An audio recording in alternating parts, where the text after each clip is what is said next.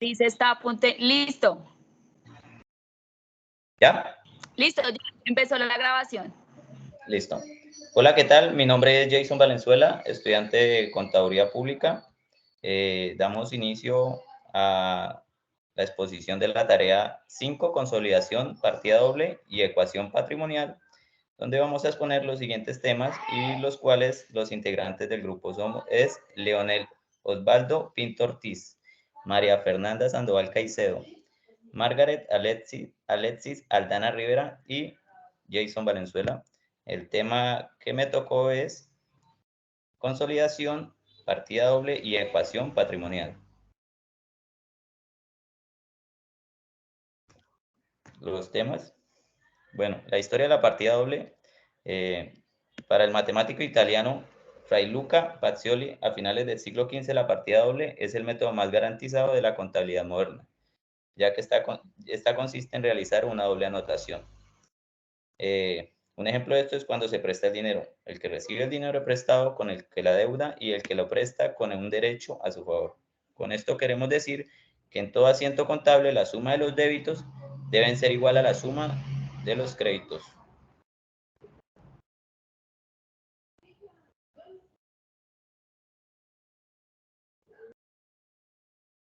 Siguiente. El método veneciano de la partida doble. Al principio se conoció como un método veneciano, debido a que es el procedimiento que utilizaba para registrar la contabilidad de su negocio. El método veneciano dio lugar en el método de la partida doble, que implica llevar un registro diario de aquellas operaciones que conllevan una entrada y una salida. Una vez hecho esto, se realizaba en el libro mayor, el cual también se hace a diario.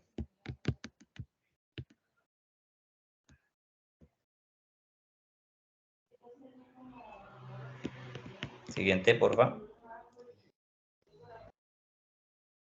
Para la contabilidad, el sistema de la partida doble es el método o sistema de registro de operaciones contables más usadas y que obtiene una notación que involucra la doble partida, que es el deber y el haber. El asiento contable se basa en una serie de principios fundamentales, que una de estas es que no hay deudor sin acreedor ni acreedor sin deudor. El deudor, que es el que debe, existe porque hay un acreedor que lo entrega. Las pérdidas se evitan y las ganancias se acreditan. Siguiente. El fundamento principal de la partida doble en todas las transacciones u operaciones financieras tiene la misma fuente de recursos y el uso de los mismos recursos, lo que significa que toda la transacción o asiento tiene dos efectos. El doble registro da como resultado la necesidad de registrarlos a todos. Y la importancia es que podemos medir la salud financiera de la empresa y por lo tanto tomar decisiones y acciones específicas en la partida doble.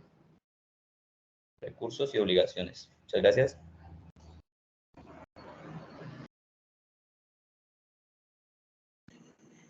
Hola, buenas noches. Mi nombre es Margaret y me correspondió la ecuación patrimonial. Entonces decimos que la ecuación patrimonial es la comparación que se hace entre lo que la empresa tiene y lo que la empresa debe, permitiendo que haya la proporción en la que se financian los activos de la empresa. En principio, la ecuación patrimonial se representa de la siguiente fórmula: activo igual a pasivo más patrimonio. ¿Cuáles son nuestros activos? El activo representa los bienes y los derechos de la empresa. Los pasivos vienen siendo las deudas de la empresa con terceros, como proveedores o los créditos a los bancos. En el patrimonio, las deudas de la empresa, los socios y los aportes sociales. Patrimonio ya representa pues todo lo que tiene la empresa en sí. Los fundamentos de la ecuación patrimonial. Para la operación de la empresa se requieren los siguientes activos: dinero en efectivo, mercancías, materias primas, oficinas y construcciones. Se consiguen de dos formas: aportes de socios o créditos bancarios empresariales, proveedores a pasivos.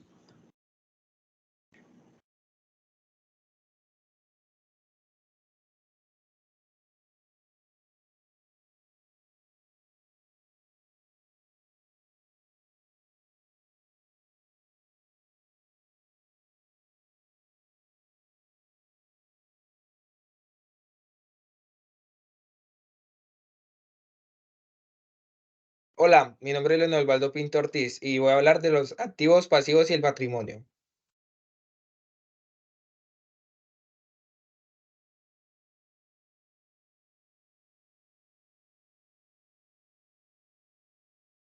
Activos. Activos son aquellos bienes y derechos con los cuales cuenta una organización, empresa o una persona.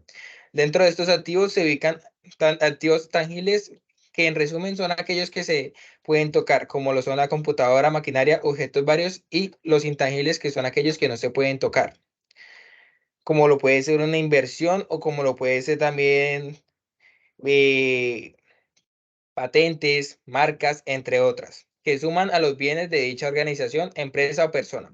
Como también existen activos corrientes, que son aquellos que se encuentran en constante movimiento, y aquellos no corrientes, que son aquellos que son a largo plazo o son propiedades, puede ser una casa, un lote, entre otras. ¿Cómo nacen los activos? Los activos nacen por medio de los bienes y los servicios, los cuales se mantienen con capacidades funcionales y operativas a lo largo de las operaciones o actividad socioeconómica específica. Estos mismos activos varían independientemente de la actividad desarrollada.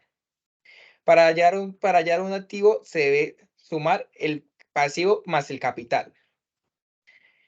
Entre esos, pues, encontramos también cuál es la importancia de los activos. La importancia de los activos radica en que son la entrada de liquidez presente y futuras que tendrá la organización. Bajo estos datos se podrán determinar muchos datos más de suma importancia de la empresa. A continuación, seguimos con los pasivos.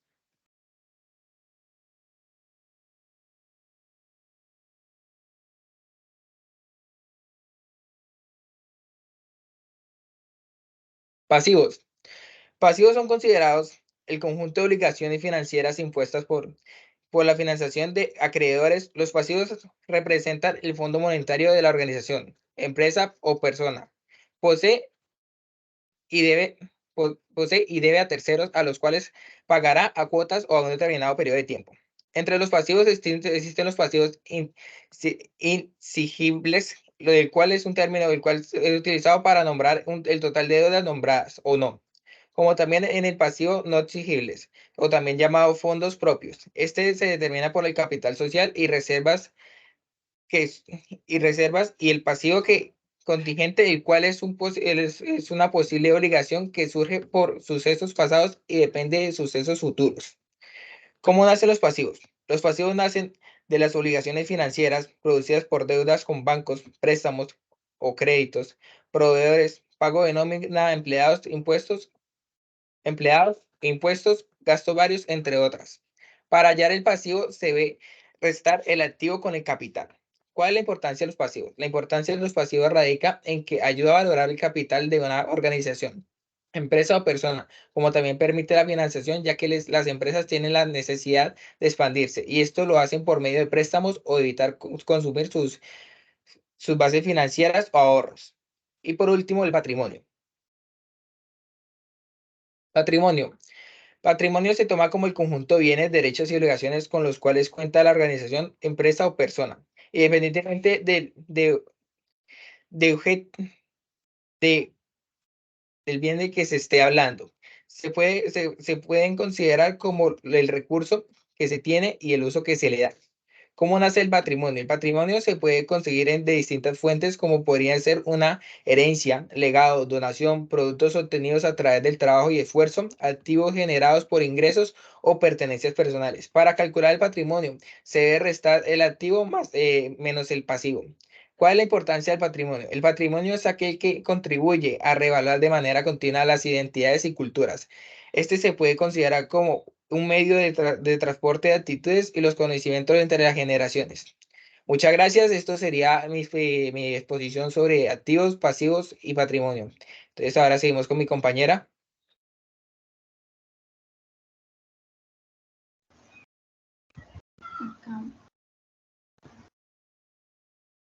Buenas noches. A mí me correspondió el tema ingresos y gastos. Bueno, los ingresos son aquel dinero que ingresa a una empresa, es decir, el incremento de los beneficios generados a lo largo de un periodo de tiempo determinado.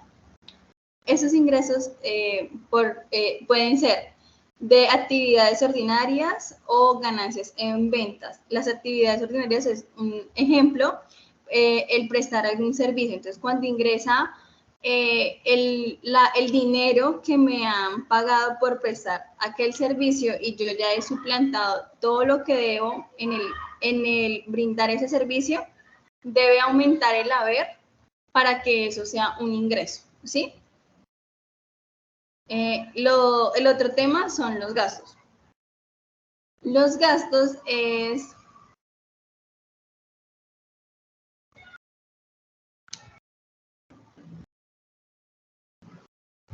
el incremento de beneficios económicos generados a lo largo de un tiempo en forma de salida o disminución. Los gastos incluyen el arriendo, el pago a los servicios públicos, las pérdidas, actividades ordinarias, por ejemplo, la celebración de un día de la familia o del día del empleado o alguna actividad que se haga en la organización. Para que se diga que es un gasto, el haber se debe cerrar, o sea, baja la liquidez y aumenta el deber, para que me entiendan. Cuando se realiza un gasto, se produce una salida de dinero que la obtenemos de un bien o un servicio. Se debe aclarar que la salida de dinero no tiene que ser en el mismo momento en que se recibe el servicio. El dinero se puede salir a lo largo de un tiempo. Es decir, la compra de X objeto, pero yo sé que recibí el objeto hace 15 días y debo pagar dentro de un mes. Entonces, ese pago que ya debo programar para dentro de un mes debe estar dentro de los gastos. Listo, eso es todo. Muchísimas gracias.